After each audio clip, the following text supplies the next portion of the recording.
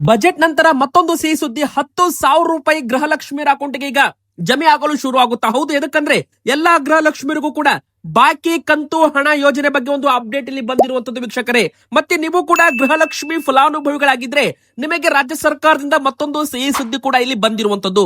ಮತ್ತೊಂದು breaking news ಏನಂದ್ರೆ, ration card ಇದ್ದವರಿಗೆ ಮತ್ತು ಗೃಹಲಕ್ಷ್ಮಿಯರಿಗೂ ಕೂಡ ಸಿಹಿ ಸುದ್ದಿ ಸದ್ಯಕ್ಕೆ ಬಂದಿರುವಂತದ್ದು. ಹೀಗಾಗಿ ಕರ್ನಾಟಕ ರಾಜ್ಯದ ಬಜೆಟ್ ನಲ್ಲಿ ಏನೆಲ್ಲ ಹೊಸ ಘೋಷಣೆಗಳಾಗಿದ್ದಾವೆ, ಇನ್ನು ಎಲ್ಲಾ ಒಂದು ಪಡಿತರ ಚೀಟಿದಾರರಿಗೆ ಅನ್ನಭಾಗ್ಯ ಯೋಜನೆಯಲ್ಲಿ ಭಾರಿ ಬದಲಾವಣೆ ಮಾಡಲಾಗಿದೆ.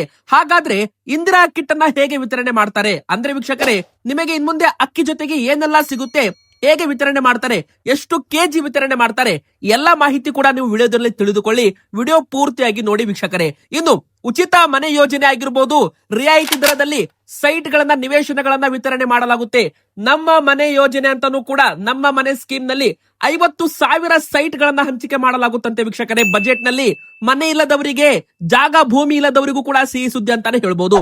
ಮತ್ತೊಂದು ಗ್ಯಾರಂಟಿ ಯೋಜನೆ ಬಂದ್ ಆಗ್ತಾ ಇದೆ ಅಂತಾನೂ ಕೂಡ ಹೇಳಲಾಗ್ತಾ ಇದೆ ವೀಕ್ಷಕರೇ. ಸರ್ಕಾರದಿಂದ ಈ ಒಂದು ಗ್ಯಾರಂಟಿ ಯೋಜನೆಗೆ ಯಾವುದೇ ಅನುದಾನ ಕೂಡ ಬಿಡುಗಡೆ ಮಾಡಿಲ್ಲ. ಅದು ಯಾವ ಒಂದು ಗ್ಯಾರಂಟಿ ಯೋಜನೆ ಅಂತಾನೂ ಕೂಡ ನೋಡ್ತಾ ಹೋಗೋಣ.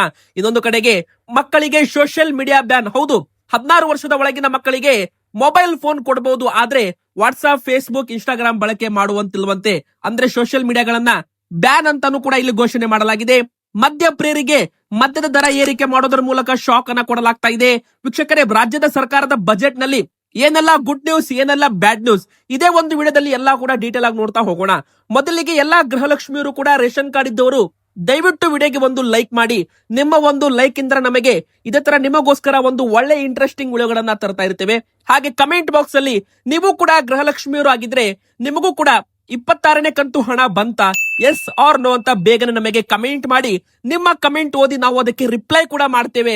ಸೊ ವೀಕ್ಷಕರೇ, ನೀವು ಕೂಡ ನಿಮಗೆ ಹಣ ಬಂತೋ ಇಲ್ವೋ ಅಂತ ನಮಗೆ ಕಮೆಂಟ್ ಅಲ್ಲಿ ತಿಳಿಸಿ. ಇದರಿಂದ ನಮಗೆ ತುಂಬಾ ಹೆಲ್ಪ್ ಆಗುತ್ತೆ. ಬನ್ನಿ ಈಗ ಮತ್ತೊಂದು ದೊಡ್ಡ ಬ್ರೇಕಿಂಗ್ ನ್ಯೂಸ್ ಏನಂತ ನೋಡೋಣ. ರಾಜ್ಯ ಸರ್ಕಾರದ ಈ ಬಾರಿ ಬಜೆಟ್ ನಲ್ಲಿ ಸಿಂಹಪಾಲು ಗೃಹಲಕ್ಷ್ಮಿಯರಿಗೆ ಕೊಡೋದ್ರ ಮೂಲಕ ಪ್ರತಿಯೊಂದು ಗೃಹಲಕ್ಷ್ಮಿ ಫಲಾನುಭವಿಗಳಿಗೂ ಕೂಡ ಸೂಪರ್ ಒಂದು ಸಿಹಿ ಸುದ್ದಿ ಅಂತಾನೆ ಹೇಳ್ಬೋದು. ಅಂದ್ರೆ ಬಾಕಿ ಉಳಿದಿರೋ ಕಂತಿನ ಹಣ ಈಗ ಸಲೀಸಾಗಿ ಬಿಡುಗಡೆ ಆಗುತ್ತೆ. ಎದಕ್ಕಂದ್ರೆ ಇಷ್ಟು ದಿನ ಹಣ ಎದಕ್ಕೆ ಬಿಡುಗಡೆ ಆಗ್ತಾ ಇರಲಿಲ್ಲ, ಹಣಕಾಸು ಇಲಾಖೆ ಅಂದ್ರೆ ಫೈನಾನ್ಸ್ ಡಿಪಾರ್ಟ್ಮೆಂಟ್ ಇಂದ ಹಣ ಬಿಡುಗಡೆ ಆಗ್ತಾ ಇರಲಿಲ್ಲ ವೀಕ್ಷಕರೇ.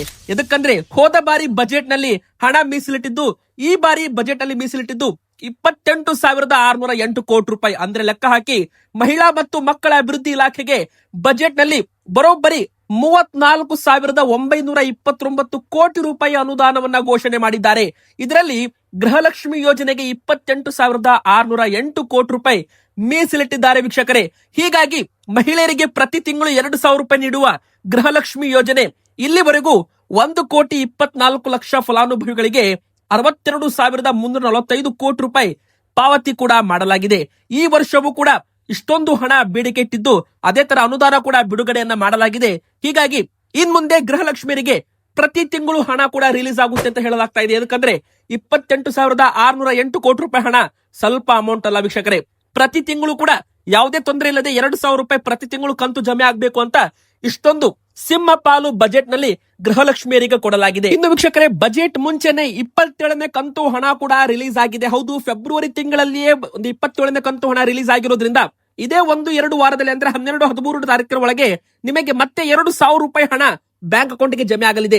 ಇನ್ನು ಏಪ್ರಿಲ್ ತಿಂಗಳಿನಿಂದ ಗೃಹಲಕ್ಷ್ಮಿ ಯೋಜನೆ ಫಲಾನುಭವಿಗಳಿಗೆ ಸಲೀಸಾಗಿ ಪ್ರತಿ ತಿಂಗಳು 2,000 ರೂಪಾಯಿ ಹಣ ಬರುತ್ತೆ ಅಂತಾನೆ ಹೇಳ್ಬಹುದು. ಯಾವುದೇ ತೊಂದರೆ ಇಲ್ಲದೆ ಅಂತಾನು ಕೂಡ ಇಲ್ಲಿ ಹೇಳಲಾಗಿದೆ. ಹಾಗಾದ್ರೆ ಬಾಕಿ ಕಂತು ಕೂಡ ಈಗ ಬಿಡುಗಡೆ ಆಗುತ್ತೆ. ಯಾಕಂದ್ರೆ 30 ಕಂತು ಹಾಕ್ಬೇಕಾಗಿತ್ತು ಸರ್ಕಾರ, 27 ಕಂತು ಹಾಕಿದೆ. ಇನ್ನುಳಿದ 3 ಕಂತು ಹಣ ಈಗ ಬಿಡುಗಡೆ ಮಾಡ್ತಾರ. ಎಲ್ಲಾ ಕೂಡ ನಿಮಗೆ ಇದೇ ಒಂದು ಕೊನೆ ವಾರದಲ್ಲಿ ಒಂದು ಅಪ್ಡೇಟ್ ಕೂಡ ಬರಲಿದೆ ವೀಕ್ಷಕರೇ. ಹೀಗಾಗಿ ವಿಡಿಯೋಗೆ ಲೈಕ್ ಮಾಡಿ, ನಮ್ಮ ಚಾನೆಲ್ಗೆ ಸಬ್ಸ್ಕ್ರೈಬ್ ಮಾಡಿರಿ. ಗೃಹಲಕ್ಷ್ಮಿ ಯೋಜನೆ ಬಗ್ಗೆ ಪ್ರತಿಯೊಂದು ಡೀಟೇಲ್ ಎಲ್ಲಕ್ಕಿಂತ ಮೊದಲು ನಾವೇ ನಿಮಗೆ ಕೊಡಲಿದ್ದೇವೆ. ಮತ್ತೆ ಧನಶ್ರೀ ಯೋಜನೆ ಮೂಲಕವೂ ಕೂಡ 45,000 ರೂಪಾಯಿ ಪ್ರೋತ್ಸಾಹ ಧನವನ್ನ ಕೊಡಲಾಗ್ತಾ ಇದೆ. ಅಂದ್ರೆ ಇದು ಕೂಡ ಮಹಿಳೆಯರಿಗೆ, ಅಂದ್ರೆ ಮಾಜಿ ದೇವದಾಸಿಯರ ಮಕ್ಕಳಿಗೆ ಉನ್ನತ ಶಿಕ್ಷಣ, ಹೆಣ್ಣು ಮಕ್ಕಳಿಗೆ ಸ್ವಯಂ ಉದ್ಯೋಗ, ವೈಯಕ್ತಿಕ ಆದಾಯ ಗಳಿಸಿಕೊಳ್ಳಲು ಪೂರಕವಾಗುವ ಯೋಜನೆಗಳಿಗೆ 5 ಕೋಟಿ ರೂಪಾಯಿ ಕೊಡಲಾಗಿದೆ. ಮಾಜಿ ದೇವದಾಸಿಯರು, ಲಿಂಗತ್ವ ಅಲ್ಪಸಂಖ್ಯಾತರು, ಚೇತನ ಹಾಗೂ ಧನಶ್ರೀ ಯೋಜನೆ ಫಲಾನುಭವಿಗಳಿಗೆ ಆದಾಯೋತ್ಪನ್ನ ಚಟುವಟಿಕೆಗೆ ನೀಡುತ್ತಾ ಇದ್ದ ಪ್ರೋತ್ಸಾಹ ಧನವನ್ನ 35,000 ರೂಪಾಯಿ ಧನ 45,000 ರೂಪಾಯಿಗೆ ಹೆಚ್ಚಳ ಮಾಡಲಾಗಿದೆ. ಈ 45,000 ರೂಪಾಯಿ ಹಣ ಇದು ಪ್ರೋತ್ಸಾಹ ಧನ ಅಂತಾನು ಕೂಡ ಹೇಳಬಹುದು. ಅಂಗನವಾಡಿ ಕೇಂದ್ರಗಳ ಸಮಗ್ರ ಸುಧಾರಣೆಗೆ ಉನ್ನತ ಮಟ್ಟದ ಸಮಿತಿ ಕೂಡ ರಚಿಸಲಾಗುತ್ತೆ ಅಂತ ಇಲ್ಲಿ ಹೇಳಲಾಗಿದೆ. ಅಷ್ಟು ಮಾತ್ರವಲ್ಲದೆ ಅಂಗನವಾಡಿ ಕಾರ್ಯಕರ್ತೆಯರಿಗೆ 1,39,844 ಅಂಗನವಾಡಿ ಕಾರ್ಯಕರ್ತೆಯರು ಸಹಾಯಕರಿಗೆ ಹೆಚ್ಚುವರಿಯಾಗಿ 1 ಜೊತೆ ಸಮವಸ್ತ್ರ ಕೂಡ ವಿತರಣೆ ಮಾಡ್ತೀವಿ ಅಂತ ಘೋಷಣೆ ಮಾಡಿದ್ದಾರೆ. ಇನ್ನು ವೀಕ್ಷಕರೇ, ಎಲ್ಲರಿಗೂ ಕೂಡ ಗೊತ್ತಿರೋ ಹಾಗೆ ಅನ್ನಭಾಗ್ಯ ಯೋಜನೆಗೂ ಕೂಡ 6,200 ಕೋಟಿ ರೂಪಾಯಿ ಹಣವನ್ನ ಮೀಸಲಿಟ್ಟಿದ್ದಾರೆ. ವೀಕ್ಷಕರೇ, ಇಲ್ಲಿ ಗೃಹಲಕ್ಷ್ಮಿ ಯೋಜನೆಗೆ ಸಿಂಹಪಾಲು, ಆದ್ರೆ ಅನ್ನಭಾಗ್ಯ ಯೋಜನೆಗೆ 6,200 ಕೋಟಿ ರೂಪಾಯಿ ಹಣವನ್ನ ಮೀಸಲಿಟ್ಟಿದ್ದು ಏಕೆ?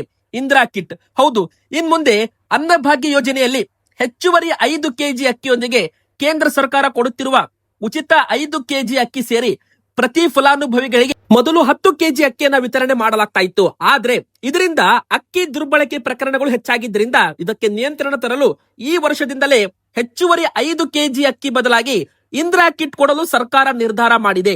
ವರ್ಷಕ್ಕೆ 300 ಕೋಟಿ ರೂಪಾಯಿ ಉಳಿತಾಯ ಕೂಡ ಆಗುತ್ತೆ ಅಂತ ಹೇಳಲಾಗ್ತಾ ಇದೆ ವೀಕ್ಷಕರೇ. ಅಂದ್ರೆ ಈಗ ಏಪ್ರಿಲ್ ತಿಂಗಳಿನಿಂದಲೇ ಅನ್ನಭಾಗ್ಯ ಫಲಾನುಭವಿಗಳಿಗೆ ಇಂದಿರಾ ಕಿಟ್ ಅನ್ನ ವಿತರಣೆಯನ್ನ ಮಾಡಲಾಗುತ್ತೆ.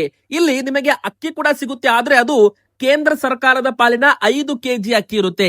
ರಾಜ್ಯ ಸರ್ಕಾರ ಏನು 5 ಕೆಜಿ ಅಕ್ಕಿಯನ್ನು ಹೆಚ್ಚುವರಿಯಾಗಿ ಕೊಡ್ತಾ ಇತ್ತು ನೋಡಿ, ಅದು ಈಗ ಅದರ ಬದಲಾಗಿ ಇಂದಿರಾ ಕಿಟ್ ಅನ್ನ ವಿತರಣೆಯನ್ನ ಮಾಡ್ತಾ ಇದ್ದಾರೆ. ಅಂದ್ರೆ ವೀಕ್ಷಕರೇ, ನಿಮ್ಮ ಕುಟುಂಬದಲ್ಲಿ ಒಬ್ರು ಇಬ್ರು ಇದ್ರೆ ಅಂತ ಕುಟುಂಬಕ್ಕೆ 2.5 ಕೆಜಿ ಕಿಟ್ ಮಾತ್ರ ಸಿಗುತ್ತೆ, 5 ಕೆಜಿ ಕಿಟ್ ಸಿಗಲ್ಲ. ನಿಮ್ಮ ಕುಟುಂಬದಲ್ಲಿ 3 ರಿಂದ 4 ಜನ ಇದ್ರೆ ಮಾತ್ರ ನಿಮಗೆ 5 ಕೆಜಿ ಇಂದಿರಾ ಕಿಟ್ ಸಿಗುತ್ತೆ.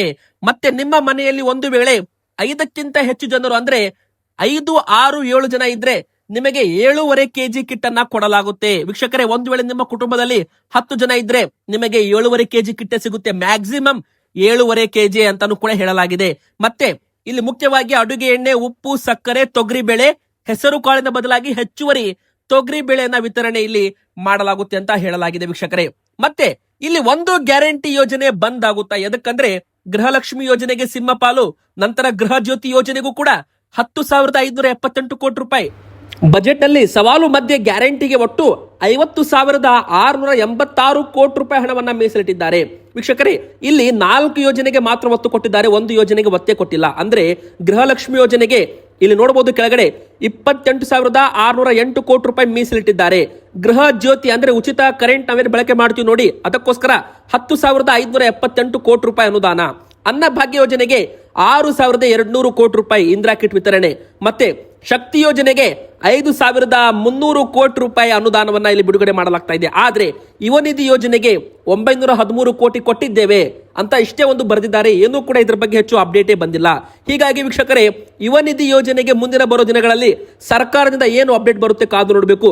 ಯುವ ನಿಧಿ ಯೋಜನೆ ಬಂದ್ ಆಗುತ್ತಾ ಅಂತಾನು ಕೂಡ ಇಲ್ಲಿ ಪ್ರಶ್ನೆಗಳು ಬರ್ತಾ ಇದ್ದಾವೆ. ಎದಕ್ಕಂದ್ರೆ ಇಲ್ಲಿ ಒಂದು ಯೋಜನೆಗೆ ಸಿಂಹಪಾಲು ಕೊಟ್ಟು ಮತ್ತೊಂದು ಯೋಜನೆಗೆ ಏನೂ ಕೂಡ ಕೊಟ್ಟಿಲ್ಲಲ್ವಾ ಅಂತ ಯುವ ನಿಧಿ ಯೋಜನೆಗಾರರಿಗೆ ಇದು ಒಂದು ಶಾಕಿಂಗ್ ಸುದ್ದಿ ಅಂತ ಹೇಳ್ಬೋದು. ಗೃಹಲಕ್ಷ್ಮಿಯರಿಗೆ ಸಿಹಿ ಸುದ್ದಿ ಆಗಿದ್ರೆ ಯುವ ನಿಧಿ ಯೋಜನೆ ಫಲಾನುಭವಿಗಳಿಗೆ ಶಾಕಿಂಗ್ ಸುದ್ದಿ. ಎದಕ್ಕಂದ್ರೆ ಯಾವುದೇ ರೀತಿಯ ಅನುದಾನ ಒದಗಿಸದೇ ಇರುವುದು ಕುತೂಹಲ ಹುಟ್ಟಿ ಹಾಕಿದೆ ಅಂತಾನು ಕೂಡ ಹೇಳಲಾಗ್ತಾ ಇದೆ. ಮುಂದಿನ ಬರೋ ದಿನಗಳಲ್ಲಿ ಏನಾದ್ರೂ ಇದಕ್ಕೆ ಅಡ್ಜಸ್ಟ್ಮೆಂಟ್ ಮಾಡ್ತಾರಾ, ಅದು ಕೂಡ ನಾವು ಕಾದು ನೋಡಬೇಕಾಗುತ್ತೆ. ನಿಮ್ಮ ಪ್ರಕಾರ ನಿಮ್ಮ ಅನಿಸಿಕೆ ಏನು ಬಜೆಟ್ ನ ಬಗ್ಗೆ? ಅದರ ಬಗ್ಗೆನೂ ಕೂಡ ಅಪ್ಡೇಟ್ ಮಾಡಿ. ವಿಡಿಯೋ ಇನ್ನೂ ಮುಗ್ದಿಲ್ಲ ವೀಕ್ಷಕರೇ, ಬನ್ನಿ ಈಗ ಮತ್ತೊಂದು ನೆಕ್ಸ್ಟ್ ಅಪ್ಡೇಟ್ ಏನಂತ ನೋಡೋಣ.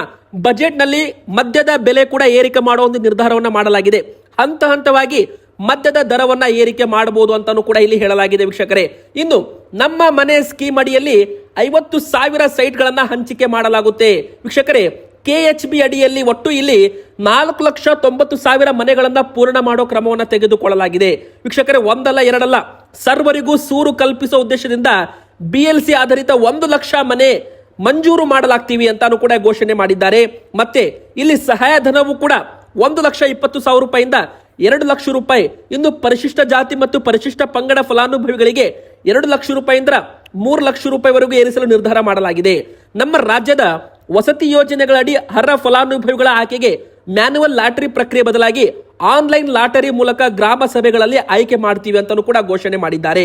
ಅಷ್ಟು ಮಾತ್ರವಲ್ಲದೆ ಪ್ರಧಾನಮಂತ್ರಿ ಆವಾಸ್ ಯೋಜನೆ ಅಡಿಯಲ್ಲಿ 1,29,000 ಮನೆಗಳನ್ನ ನಿರ್ಮಾಣ ಕಾರ್ಯವನ್ನ ಕರ್ನಾಟಕ ಕೊಳಗೇರಿ ಅಭಿವೃದ್ಧಿ ಮಂಡಳಿ ಅನುಷ್ಠಾನ ಮಾಡ್ತಾ ಇದೆ ಅಂತಾನು ಕೂಡ ಇಲ್ಲಿ ಘೋಷಣೆಯನ್ನ ಮಾಡಲಾಗಿದೆ ವೀಕ್ಷಕರೇ.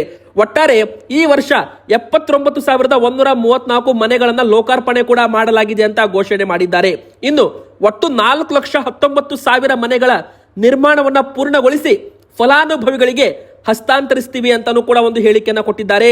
ಈ ವರ್ಷ 3 ಲಕ್ಷ ಮನೆಗಳನ್ನ ಪೂರ್ಣ ಮಾಡೋ ಗುರಿ ಇದೆ ಅಂತಾನು ಕೂಡ ಇಲ್ಲಿ ಘೋಷಣೆ ಮಾಡಲಾಗಿದೆ.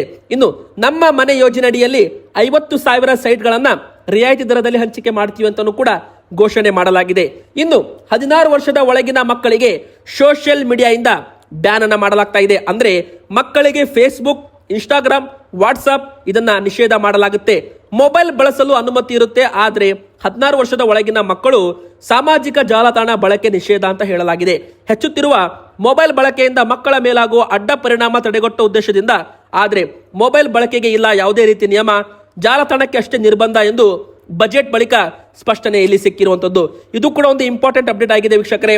ಅಷ್ಟು ಮಾತ್ರವಲ್ಲದೆ ಈ ಬಾರಿ ಬಜೆಟ್ ನಲ್ಲಿ ಅಲ್ಪಸಂಖ್ಯಾತರಿಗೆ ಭರ್ಜರಿ ಕೊಡುಗೆ, ಬೆಂಗಳೂರಿಗೂ ಕೂಡ ಬಂಪರ್ ಕೊಡುಗೆ ಕೊಟ್ಟಿದ್ದಾರೆ.